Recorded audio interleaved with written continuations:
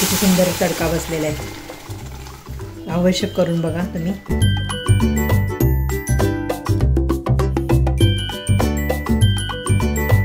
समर्थ नमस्कार. सातारा मेजवानीमध्ये आपल्या सर्वांचं खूप खूप स्वागत आहे. आज मी तुम्हाला हिरवे मूग त्याची भाजी करून दाखवणार आहे. तर चला पाहूया. हे हिरवे मूग 1 वाटी घेतलेले, ते मी 1 ते 2 तास असे भिजत घालून ठेवलेत. तर त्याची आपल्याला भाजी बनवायची. रोज आपल्याला काय भाजी बनवायचा प्रश्न पडतो ना. कधी कधी पावसाळ्यात, उन्हाळ्यात सुद्धा कधी कधी भाज्या चांगल्या भेटत नाहीत. म्हणून आज मी ही भाजी करून दाखवते तुम्हाला. चल पाहू शकता तुम्ही. अशी मोड नाही आलेली त्याला. डायरेक्ट आपण त्याचं कुकरला भाजी करायची, म्हणजे पटकन होते. कुकर आपला गरम झाला आहे. तेल घालायचं 2 ते 3 चमचे. लसूण आपल्याला फोडणीला घालायचं आहे. तर हे लसूण आता मी जरा ठेचून घेते. आपल्याला ठेचून घ्यायचं आहे. मग काय होतं, स्वाद त्याच्या भाजीत किंवा जी आपण जी भाजी बनवली ना त्याला स्वाद खूप छान येतो, सुंदर लागते लसणामुळं. हा मी लसूण ठेचून घेतले, तो पण आता फोडणीत घालूया. तेल तापलेलं आहे. मोहरी अर्धा चमचा घालायचे, जिरे अर्धा चमचा. लसूण ठेचलाय ना तो आपण घालायचा आहे.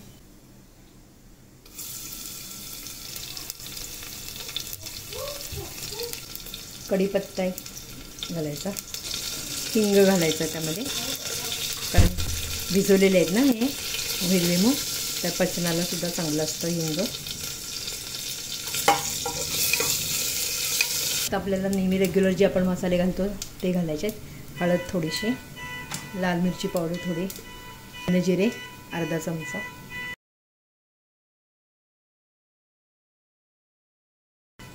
टोमॅटो घालायचे आणि तेलात जर आपण हे कोथिंबीर जरा टाकायची. आपला छान भाजलेला आहे. हिरवे मूग भिजवलेत ना ते आता डायरेक्ट घालायचे ह्याच्यात. जे मी एक वाटण करून ठेवले, आलं लसूण आणि हिरवी मिरची, त्याच्यामुळे पण छान लागते भाजी. तर ते मी आता ह्याच्यात घालते. चांगलं भाजून घेऊया. हे जे भिजवलेले हिरवे मूग आहेत ते ह्याच्यात घालायचे.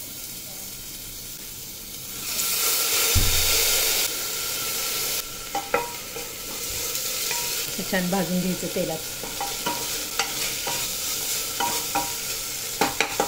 आपल्या स्वादाप्रमाणे तुम्ही मीठ घाला. मी अर्धा चमचा मीठ घालते. तेलात चांगलं भाजून घेतले. आता आपण हे पाणी घालायचं. आता हे हिरवे मूग तेलात चांगले भाजून झाले. आता मी पाणी घालते ह्याच्यात.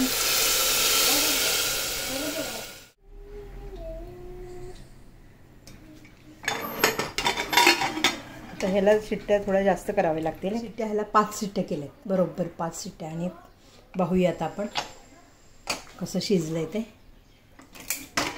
प्रत्येक कुकरचं जरा प्रत्येकाचे वेगवेगळे हे असते ना, शिजायला पण पाहिजे ना, कडक असतं ते. म्हणून मी 5 शिट्ट्या केल्या. पाहू शकता तुम्ही किती सुंदर शिजलेलं आहे. समजा आता ह्याला आपण लसूण आणि अजून एक तडका दिला ना की खूप छान लागतं. तर मग ह्याच्यातच मी आता लसूण, कढीपत्ता, जिरे मोहरी एक तडका देते मी ह्याला. चव एकदम छान होईल अजून लसणामुळे. थोडंसं आपल्याला तेल घालायचं आहे, जास्त नाही. जिरे थोडे फोडणीला. लसूण मी असं बारीक चिरून घेतलेलं आहे.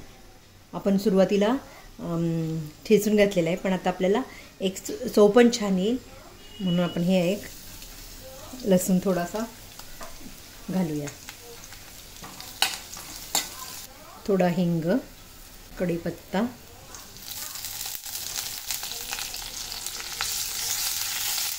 थोडीशी हळद, कलर येण्यासाठी थोडीशी मी लाल मिरची पावडर टाकते. करून बघा तुम्ही. गडबडीच्या वेळेला एखाद्या समजा भाजी नसली तर हे भाजी खूप सुंदर भाकरीवर, चपातीवर खूप छान लागते. आणि आपल्याला ही सुकी एकदम नाही करायची, थोडी पातळ करायची. खूप छान लागते भाजी. हे हिरव्या मुगाचं पातळ म्हणा. आपण मोड येऊन करतोच, पण असंही करून बघा, ट्राय करा, खूप सुंदर लागते.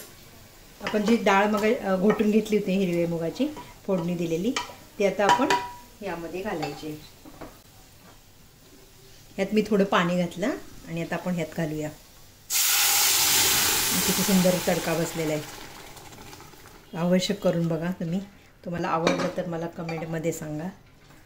अशाच रेसिपी ज्या घरात असतात, आपल्याला आवडतात, घरात ज्या आपण खातो त्या जास्त मला आवडतात करायला. आणि नेहमीला आपल्याला अशा साध्या साध्या गोष्टींनी बनवून खाल्ल्या म्हणजे तब्येत पण आपली छान राहते. पौष्टिक आहे ही हिरवे मूग. मूग आणून पण खायचे आणि असे पण खायचे. कोथिंबीर जरा टाकूया, तर छान लागतं. ह्याच्यात तुम्ही तूप घालून भाकरी मस्त एकदम छान. थोडंसं ताक किंवा 1 वाटीभर दही, थोडंसं कांदा, टोमॅटो आणि काकडी, पूर्ण थाळी होऊन जाते आपली. पावशेर भाजी रेडी झालेली आहे. अवश्य करून बघा, तुम्हाला पण आवडेल. आणि लाईक करा, सबस्क्राईब करा. एक उकळी आणून देते आणि मग आपण भाजी आपली रेडी.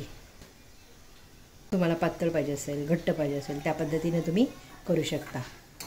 खूप छान शिजली. 5 शिट्ट्या मी केल्यात. हिरवे मूग आहेत.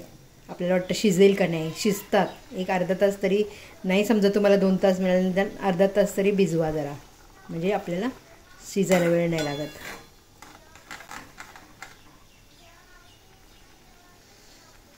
फोडणी छान बसली लसणाची, वास